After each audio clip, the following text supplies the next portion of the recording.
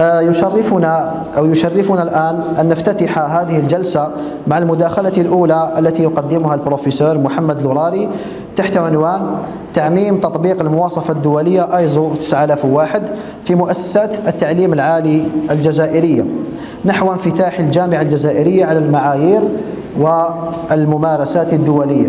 الدكتور محمد لوراري هو خبير وطني في ضمان الجودة والاعتماد الأكاديمي، عضو اللجنة الوطنية لضمان الجودة في مؤسسات التعليم العالي والبحث العلمي، أستاذ وباحث شغل مهام التدريس والتكوين في المدرسة الوطنية العليا للأشغال العمومية UNSTP والمدرسة الوطنية المتعددة التقنيات UNP وجامعة العلوم والتكنولوجيا هواري بومدين. من أبرز المساهمين في إعداد المرجع الوطني لضمان الجودة ومشرف على إعداد دليل التقييم الذاتي المعتمد في مؤسسات التعليم العالي الجزائرية. الدكتور هو مؤطر للعديد من الدورات وورشات التكوين الخاصة بمسؤولي خلايا ضمان الجودة ومرافق للجامعات الجزائرية في تطبيق معايير الجودة والاعتماد الأكاديمي، صاحب إسهامات علمية وبحثية في مجالات الهندسة الزلزالية والمنشآت الخرسانية ومواد البناء إلى جانب تطوير حوكمة وجودة مؤسسات التعليم العالي. يتفضل مشكورا الدكتور محمد لوراري وله منا كامل الإصغاء والتقدير. Salam alaikum. Donc comme vous pouvez le constater, la présentation est en français. Il y a le collègue Sadiqna Sofiane Gassis qui a souhaité traduire quelques passages, donc il faut yarja'lou. Avant de commencer, je voudrais d'abord féliciter Inas pour son 10e anniversaire. J'ai eu l'occasion l'année dernière d'assister à une rencontre comme celle-ci et je peux vous assurer qu'en l'espace d'une année, il y a une amélioration très sensible. Donc j'espère que ça va continuer dans ce sens-là et nous avons un bel exemple d'amélioration. Comme vous le savez, pour l'enseignement supérieur algérien, la référence en matière d'assurance qualité, c'était ce référentiel qu'on appelle le RNAQES. Et puis, donc, depuis fin 2025, début 2026, la tutelle, le ministère, il a demandé à ce qu'on balance, qu'on aille vers un autre référentiel, qui est un référentiel national, à savoir la norme ISO 9001 version 2015. Voilà. Et depuis, donc, il y a dans les universités algériennes, les établissements d'enseignement supérieur algériens, il y a deux expressions qui sont très usitées et auxquelles on fait attention, à savoir la norme ISO 9001 et la certification. Parce que non seulement le ministère a dit qu'il faut utiliser la norme ISO 9001, mais il a dit qu'il faut aller vers la certification. Donc si vous permettez, je voudrais commencer d'abord par donner des définitions très simples de ces deux concepts ou de ces expressions. La norme ISO 9001, qu'est-ce que c'est? Eh bien, on peut la considérer comme un guide qui a été élaboré par l'Organisation internationale de la normalisation, qui contient l'ensemble des obligations, c'est-à-dire des choses qu'on doit absolument faire si on veut mettre une organisation, c'est-à-dire si on veut fonctionner de manière à pouvoir être certain d'atteindre les objectifs qu'on s'est fixés. Pour l'ISO, la qualité, c'est lorsque vous respectez vos engagements. Vous dites, voici mes engagements, voici ce que l'étudiant, ce qu'il va pouvoir faire à la fin de son cursus. Et il faut, si à la fin de cette formation, effectivement, votre diplômé peut faire ce que vous avez promis de faire, alors vous faites de la qualité. D'accord? Donc c'est ça la qualité. Il faut préciser aussi que chaque fois qu'il y a une norme, on met toujours derrière une année. Cette année, elle indique la mise, si vous voulez, la version de la norme. Il faut savoir aussi qu'une norme, elle est révisée ou réexaminée plutôt tous les 5 ans. C'est-à-dire tous les 5 ans, on ouvre à nouveau la norme et en fonction de ce qui a été reçu par le comité donc chargé de cette norme, comme observation, etc., il est décidé, soit on la révise, c'est-à-dire on ajoute des choses ou on enlève des choses, soit on la maintient telle qu'elle, soit s'il y a trop de réclamations, elle est complètement retirée. Évidemment, j'ai dit quand on ouvre le dossier au bout de 5 ans, ça ne veut pas dire qu'il y a une révision tous les 5 ans. D'accord. À titre d'exemple, pour la norme ISO 9001, donc elle a été créée en 87. Ensuite, il y a eu les versions 94, 2000, 2008, 2015 et la prochaine, normalement, elle devrait sortir en septembre-octobre 2026. J'ai dit ensuite, le deuxième terme, c'est la certification. Alors la certification, c'est qu'un organisme indépendant, qu'on appelle tierce partie, il vient dans votre organisme, dans votre école, dans votre établissement, et il vérifie que votre façon de fonctionner, votre organisation, il vérifie est-ce que votre système de management respecte effectivement toutes les obligations de la norme. Si c'est oui, il vous donne un certificat, donc il le certifie par écrit, il vous donne un certificat qui est valable pendant 3 ans. Pendant les 3 ans, donc, il va revenir au bout d'une année pour s'assurer que votre système fonctionne toujours correctement. Est-ce qu'il y a eu des améliorations? Est-ce qu'il n'a pas déraillé? La deuxième année, il fait la même chose. Il fait encore ce qu'on appelle un audit de suivi pour s'assurer que vous fonctionnez conformément à la norme.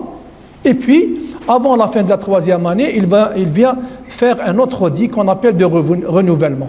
Si votre système fonctionne correctement par rapport à la norme, alors il vous donne encore un autre certificat pour 3 ans. Alors, ce qu'il faut dire, c'est que la certification, ce n'est pas n'importe quel organisme qui peut la donner. L'organisme qui donne cette certification doit être lui-même accrédité par un autre organisme. En Algérie, c'est Algérac, d'accord? Donc il faut s'assurer à chaque fois que l'organisme certificateur a bien une accréditation qui est toujours en cours et toujours valable.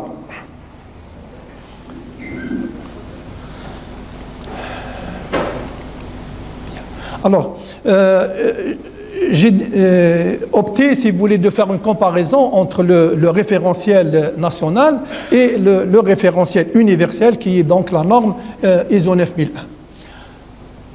D'abord, je voudrais dire que nous ne partons pas effectivement de zéro, puisque en Algérie, on a commencé dans le secteur de l'enseignement supérieur, on a commencé à s'intéresser à la qualité, disons au début des années 2010. C'est dans ce sens qu'il y a eu la création d'une commission dont l'objectif c'était justement de participer à l'instauration, à la mise en place d'un système de management de la qualité en quelque sorte, et devait accompagner les établissements universitaires pour, si vous voulez, améliorer justement la qualité, la gouvernance, etc.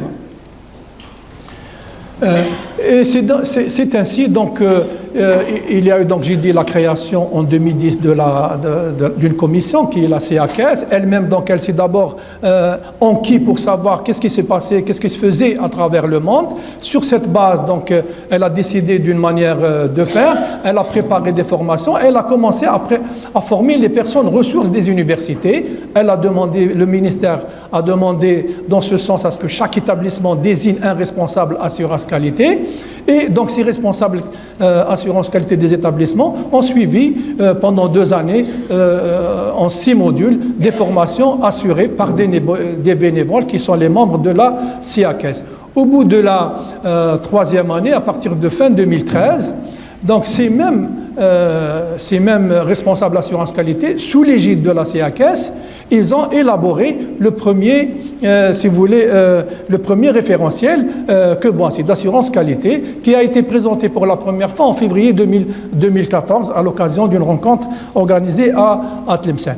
Puis donc en 2014-2015, donc les établissements ont commencé à découvrir ce référentiel et ont commencé vers l'année 2015, si vous voulez, à le mettre en pratique. Et puis, donc, il y a eu en 2016 l'adoption officielle par le ministère qui a adopté, il a dit oui, voilà, c'est ça le référentiel qualité pour l'université algérienne. Et d'ailleurs, dans le même élan, le ministère avait demandé à ce qu'il y ait une auto-évaluation dans tous les établissements du pays à partir du début de l'année 2017. C'est ainsi donc qu'il y a une campagne d'auto-évaluation qui est peut-être unique dans les annales de l'enseignement en supérieur, puisqu'il y a une centaine d'établissements qui ont participé à cette auto-évaluation, c'est-à-dire ils ont essayé de comparer leurs pratiques par rapport aux pratiques qui étaient préconisées par ce référentiel. Par la suite, donc, il y a eu une autre étape, c'est les établissements qui ont pu donc évaluer, si vous voulez, leurs pratiques par rapport à ce référentiel et qui ont fait l'ensemble des domaines contenus dans ce référentiel. Il y avait une vingtaine. Ils ont été invités à faire une deuxième évaluation qu'on appelle l'évaluation externe. Parce que quand on parle d'évaluation, il faut savoir qu'il y a deux parties. Une partie interne, on appelle ça l'auto-évaluation, elle est faite par l'université elle-même, puis il faut avoir évidemment le regard externe, le regard extérieur d'une partie tierce, donc ça peut être un organisme indépendant ou alors des pairs aussi qui viennent de l'extérieur pour voir effectivement ce que vous faites. Voilà. Donc, et il y avait ensuite, suite à cela, les établissements étaient invités à préparer un projet d'établissement, autrement dit, un plan de développement de leur établissement, ce qui était logique. On fait, si vous voulez, un diagnostic par rapport à ce référentiel. Ensuite, on dit où est-ce qu'on veut aller. Donc, on prépare un projet d'établissement ou un plan de développement. Donc tout cela pour dire qu'il y a eu du travail qui a été fait, et c'est-à-dire quand on va aborder l'ISO 9001, nous ne partons pas de rien. Nous ne partons pas de rien. Et donc il faut ce passage, c'est-à-dire vous passez du référentiel national à la norme ISO 9001, on voit ça comme une évolution tout à fait normale. Autrement dit, on passe, si vous voulez, d'un paradigme à un autre. On part, si vous voulez, d'un cadre national à un cadre international. Il faut dire aussi, ce qu'il faut préciser aussi, c'est que les deux référentiels, aussi bien le RNACS que l'ISO 9001, la finalité est la même. Quelle est cette finalité? Deux choses. D'abord, il faut améliorer les activités, nos activités, la formation, la recherche, etc., et améliorer aussi la satisfaction de tous ceux qui sont concernés par ces activités. D'abord, les enseignants eux-mêmes, donc le personnel, etc., et puis les bénéficiaires aussi, les premiers bénéficiaires, les étudiants, les employeurs, les futurs employeurs. Donc, ces deux raisons, ces deux objectifs sont visés par les deux référentiels.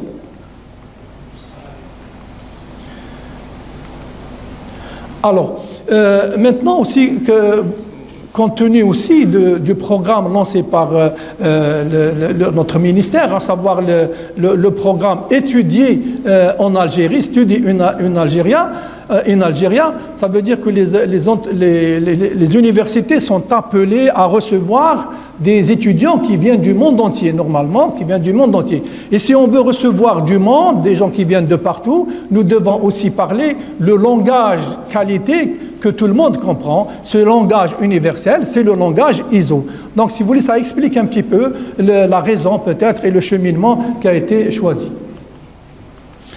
Alors, qu'est-ce qui distingue le référentiel national par rapport à... Le référentiel national est ce qu'on appelle un référentiel prescriptif. Il vous dit tout ce qu'il y a lieu de faire. Tout ce qu'il y a lieu de faire. De ce point de vue-là, il est relativement rigide. Il commence par vous dire, voilà les activités que vous devez évaluer. On appelle ça les domaines. Il vous dit, voilà les domaines, les activités que vous devez évaluer. Vous devez évaluer la formation, la recherche, la vie à l'université, la gouvernance, etc. Il ne se contente pas de ça, il vous dit aussi, voilà pour chacun des domaines, pour chaque activité, le niveau de qualité que vous devez atteindre. Et ça, donc, c'est fixé, si vous voulez, au niveau national. Il s'agit d'un référentiel national. On appelle ça les références. C'est ça, ça représente les objectifs qualité. Il va encore plus loin, il vous dit que si vous voulez réaliser ces objectifs qualité, si vous voulez satisfaire ces références, alors voici les actions qu'il faut mettre. Ce sont les critères, il faut mettre en place ces actions.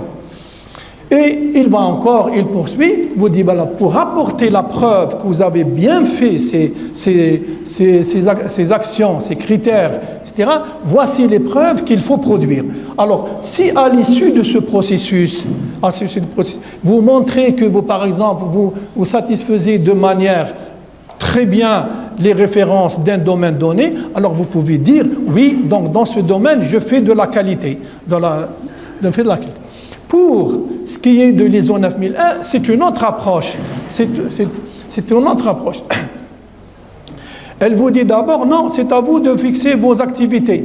Tout ce qu'elle vous dit, c'est, attention, organisez vos activités sous forme d'un ensemble de processus. Pourquoi un ensemble de processus?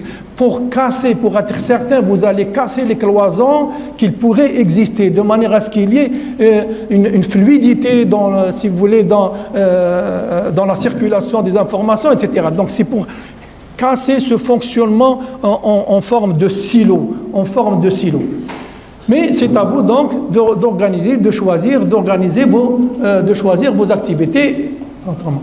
De la même manière, elle ne vous fixe pas les objectifs.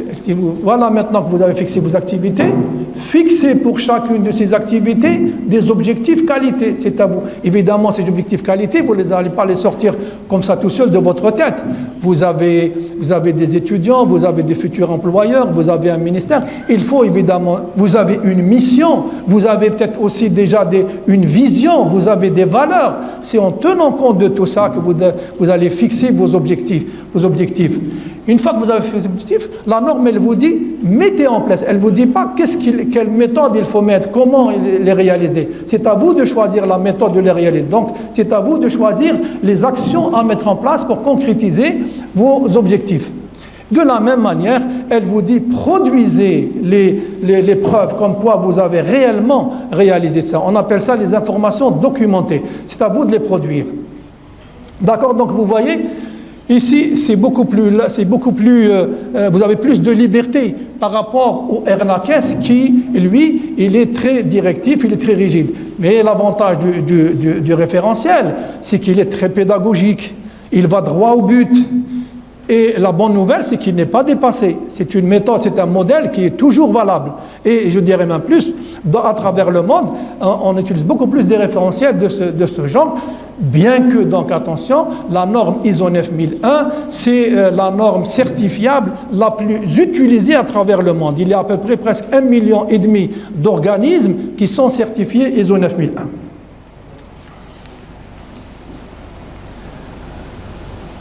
Alors voyons la structure de la norme ISO 9001. Elle se compose de 10 chapitres.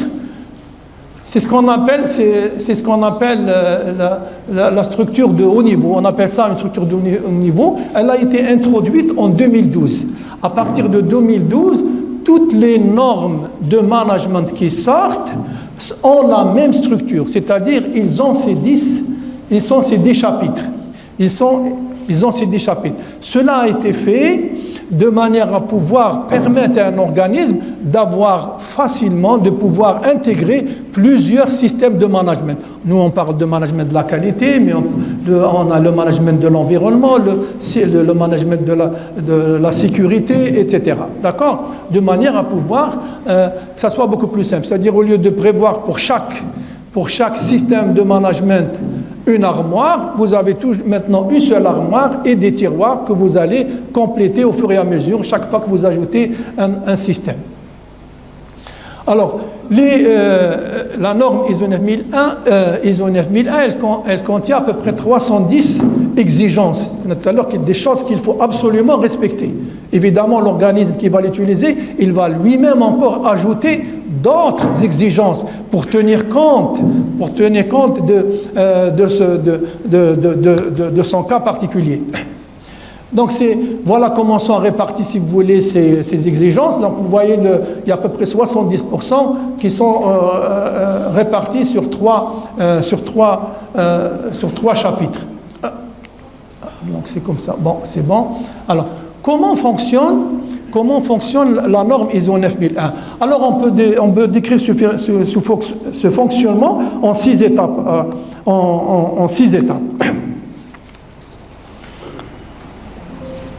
Alors d'abord, la norme, elle vous dit, commencez par définir votre environnement. Votre université n'est pas isolée, elle existe dans un environnement. Elle vous dit, commencez par bien connaître votre environnement. Quand on dit votre environnement, ça veut dire qu'il y a les deux dimensions.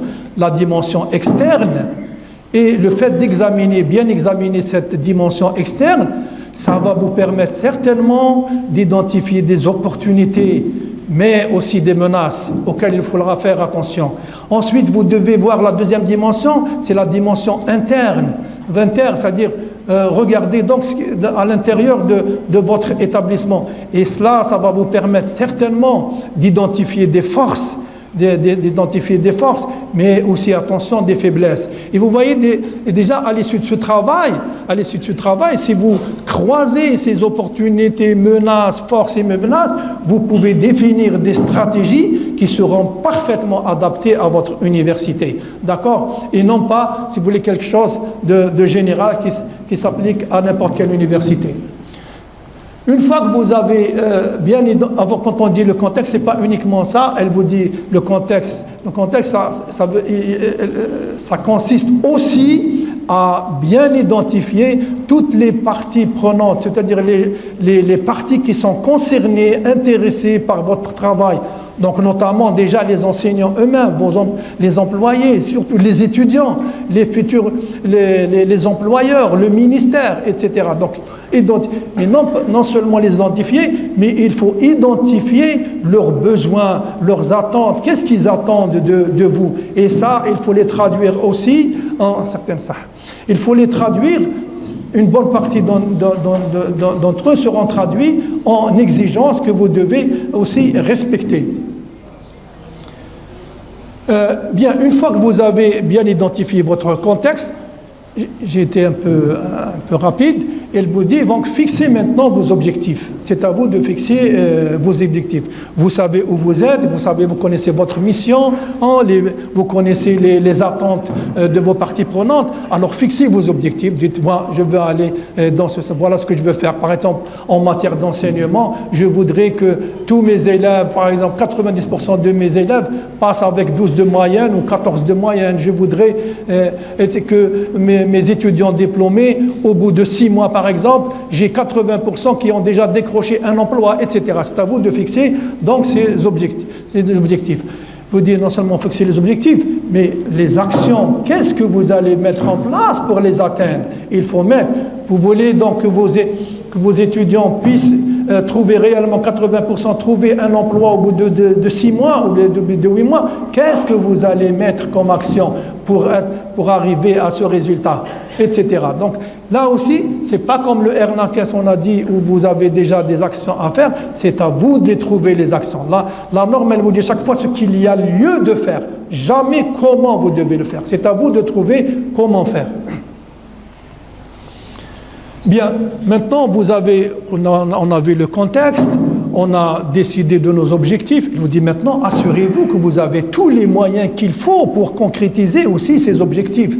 Ces moyens, c'est quoi? D'abord matériel. Est-ce que vous avez le matériel qu'il faut, l'argent qu'il faut, les finances qu'il faut? Est-ce que vous avez les compétences qu'il faut? Je veux par exemple, je prends un exemple, on a introduit un enseignement nouveau, par exemple l'intelligence artificielle. Vous l'avez introduit. Est-ce que vous avez la personne qui doit enseigner ce module? Si vous ne l'avez pas, c'est pas la dernière minute que vous allez décider. Il faut aussi définir un minimum si vous voulez, de documentation. C'est-à-dire, il ne faut pas attendre la dernière minute pour savoir, tiens, comment je vais faire ça. Il faut préparer. Attention, la norme ISO 9001 depuis 2015, elle dit qu'il faut éviter de devoir trop de paperasserie. Il faut éviter. Mais il faut quand même qu'il y ait le minimum nécessaire pour vous permettre de travailler sans avoir, si vous, à chercher comment faire. D'accord? Il faut que tout ça soit prêt. Donc, voilà, ça c'est la troisième étape. Et bien maintenant que vous êtes prêts, vous avez tout préparé, vous savez les objectifs, vous avez tous les moyens, tout là, elle est dit, allez-y, entrez dans les classes, allez-y dans les amphis, allez-y dans les laboratoires, faites votre travail, vos activités de tous les jours, faites vos activités en vous assurant cette fois, chaque fois que vous maîtrisez chacune des étapes. On n'improvise pas, on doit tout avoir préparé et vérifier. S'il y a des des couacs, des problèmes qui se produisent, essayez de les résoudre sur le champ. D'accord, n'attendez pas. Bien, voilà. Et puis voilà un point sur lequel insiste beaucoup la norme, c'est la mesure et l'analyse. Vous devez à chaque fois analyser, mesurer, évaluer les résultats que vous avez obtenus. Quelle est la satisfaction des étudiants, etc. On a parlé d'objectifs, etc. Il faut mettre à chaque fois, si vous voulez, des mesures et des évaluations pour vous permettre d'assurer que vous allez bien dans la bonne direction. Une fois que vous avez toutes ces mesures, cet ensemble, ces résultats, etc., alors on fait des évaluations au niveau de ce qu'on appelle des revues de direction, c'est-à-dire tous les responsables de l'université qui se réunissent, qui disent tiens, ici ça n'a pas marché, il faudrait qu'on change. Donc la personne concernée de Brassa, elle doit trouver les solutions pour améliorer. Tiens, dans ce domaine-là aussi, on est très loin de ce que nous avons dit, il faudrait que la personne concernée cherche des solutions. Donc à ce niveau-là, on décide. En général, les réunions, les revues de direction, leur nombre n'est pas fixé chez chaque établissement, en fonction évidemment de son état de situation. Il peut décider est-ce que c'est une fois par an, est-ce que c'est 2 fois par an, etc. Mais tout à l'heure, je l'ai dit, si vous avez rencontré un problème, il ne faut pas attendre la revue de direction pour décider comment faire.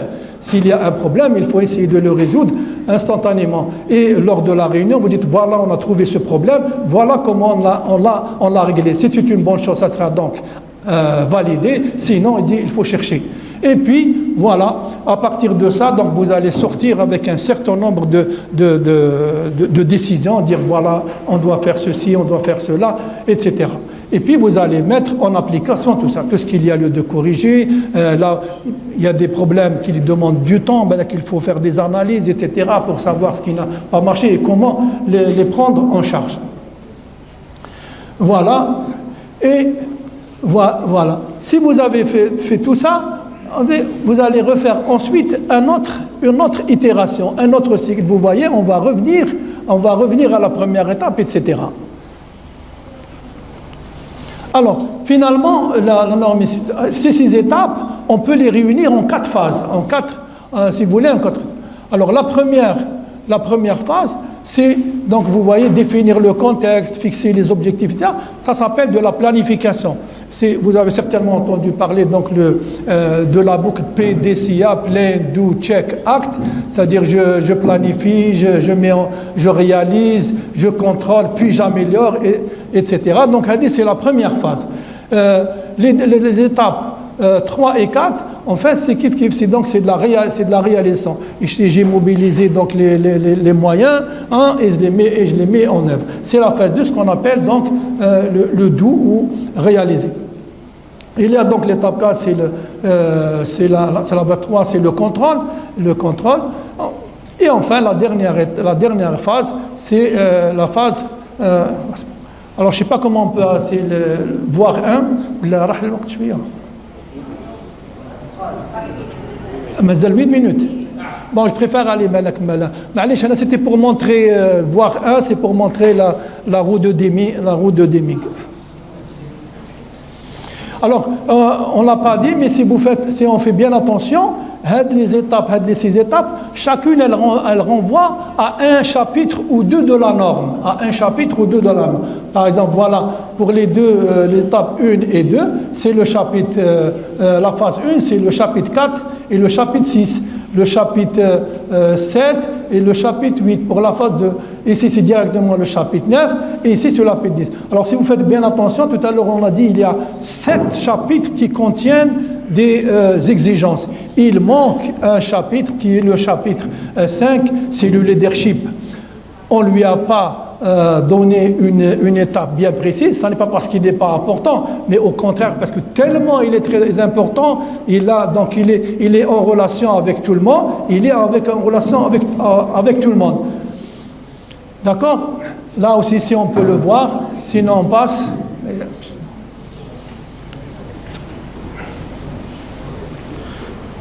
Est-ce qu'on peut voir là, mais allez, on va laisser un peu plus.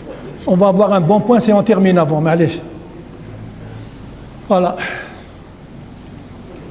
Alors, ce qu'il faut dire aussi, c'est que la norme ISO 9001, elle a une fondation. Elle est fondée sur 7 piliers. Ces piliers, c'est ce qu'on appelle les 7 principes du management de la qualité. Les 7 principes du management. Le premier, c'est l'orientation client, c'est-à-dire il faut donner de l'importance à votre client. Ici, donc, c'est l'étudiant, c'est les utilisateurs, c'est vos enseignants, votre personnel, etc. C'est le premier point. Le deuxième principe, c'est le leadership. S'il n'y a pas de leadership, quand on dit leadership, ce n'est pas uniquement le recteur ou bien le directeur. Tous ceux qui ont une responsabilité ont une partie de leadership, d'accord? Alors, il faut donc leur implication. S'il n'y a pas d'implication, ça ne peut pas marcher. C'est le deuxième pilier. Le troisième pilier, c'est l'implication du personnel. On ne peut pas faire de la qualité s'il y a 90% du personnel qui s'en fiche ou qui ne sont pas considérants, les considèrent qu'ils ne sont pas utiles. D'accord? Il n'y a pas de partie inutile. C'est tout le monde qui doit participer. Chacun il a une responsabilité dans la qualité. Le quatrième principe, c'est l'approche processus, c'est-à-dire qu'on a tout à l'heure, c'est pour casser toutes les cloisons qu'il pourrait y avoir. C'est pour empêcher qu'il y ait un fonctionnement sous forme de silo. C'est-à-dire il faut que tout puisse circuler librement. Enfin, l'amélioration, c'est-à-dire pour la norme, même quand tout est bien, comme tout est bien fait, il y a toujours des choses à améliorer. Le principe numéro 7, c'est la prise de décision. On ne prend pas des décisions comme ça sur des intuitions, Jabli Rabbi, Waqila, etc. Non, on a fait des enquêtes, on a trouvé que nos étudiants, effectivement, au bout d'un an, il n'y a que 10% qui ont été recrutés, donc il y a quelque chose qui ne va pas, il faut qu'on améliore, etc. Et enfin, le principe numéro 7, ça aussi c'est le management des relations avec les parties prenantes et les parties intéressées. Tous ceux qui participent à notre travail, on doit donc, si vous voulez, essayer de travailler avec elles en synergie. Là, les principes, si vous les appliquez un à un, chacun peut permettre de résoudre des problèmes. Chacun peut permettre de résoudre un problème bien déterminé. Imaginez maintenant un système où vous avez les 7 principes sont simultanément utilisés. Eh bien, c'est la prouesse qu'a réussi à faire la norme ISO 9001. Donc, elle n'est rien d'autre, si vous voulez, que une utilisation, une pratique et opérationnelle des 7 principes.